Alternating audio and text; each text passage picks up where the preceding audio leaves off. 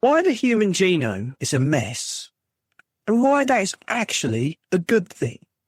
We like to imagine the human genome as a masterpiece, a beautifully engineered instruction manual honed by millions of years of optimization, where every part is there for a reason and nothing is wasted. This turns out to be wildly optimistic.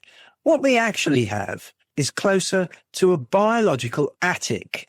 Layers of old furniture, half-finished projects, mysterious boxes nobody remembers packing, and a surprising amount of stuff that still technically works, so nobody dares to throw it out. And the strange thing is, this is not a failure of evolution. It is one of the clearest signatures. Activity is not the same thing as meaning. For a long time, geneticists made a very human mistake. They assumed that if DNA was doing something, then it must be important. When large-scale sequencing showed that huge stretches of the genome are transcribed into RNA, the conclusion seemed obvious. Most of the genome must be functional. Mystery solved. Junk DNA was dead. Except that was a category error. Cells are not careful. They are noisy, leaky, chaotic chemical factories where molecular machines bump into things they were never supposed to touch. RNA polymerase does not politely ask whether a stretch of DNA has evolutionary significance. It just binds, transcribes, and moves on. Transcription is cheap. Meaning is expensive. Once you separate this happens from this matters, a lot of genomic mysticism evaporates. The plant cell that reads human DNA. Anyway, one of the most unintentionally hilarious experiments in genetics involved putting human DNA into plant cells. Plants, to be clear, did not evolve to understand human regulatory logic. They do not care about human genes. They have no reason to. And yet, plant transcription machinery happily binds to large sections of human DNA and starts transcribing it anyway. If transcription were a reliable indicator of function, this should not happen. Meaning should collapse outside of its native context. Instead, the activity carries on, serenely indifferent to biology, intent, or common sense. This is not evidence of deep hidden purpose. It is evidence that transcription often happens because it can. Blind evolution does not clean up after itself. Evolution is not a designer. It is a bouncer. If something actively causes harm, it gets thrown out. If it does not, it stays. Mutual DNA is not rewarded for being neat, and it is not punished for being messy. It simply persists. Over time, genomes grow by duplication, insertion, suppression, and reuse. Old solutions are buried under new ones, not deleted. The genome is not a blueprint. It's a crime scene with excellent record keeping. What an optimized human genome would look like. It is tempting to imagine a better version of ourselves with a cleaner genome, smaller, faster, more efficient. It would probably work beautifully, right up until something went wrong. A stripped-down genome would have minimal redundancy, tight regulation, and almost no noise.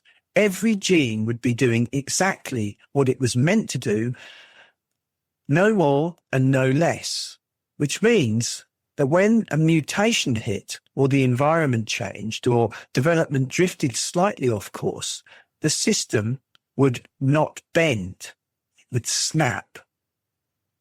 Why mess equals survival?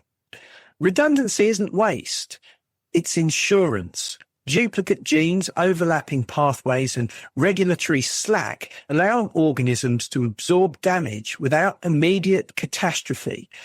Development tolerates variations. Cells survive mistakes. Cancer takes decades rather than days. Clean systems fail dramatically. Messy systems fail slowly, which is much better if you're trying to stay alive long enough to reproduce. Evolution does not reward elegance. It rewards endurance. Junk DNA is not trash. It is storage.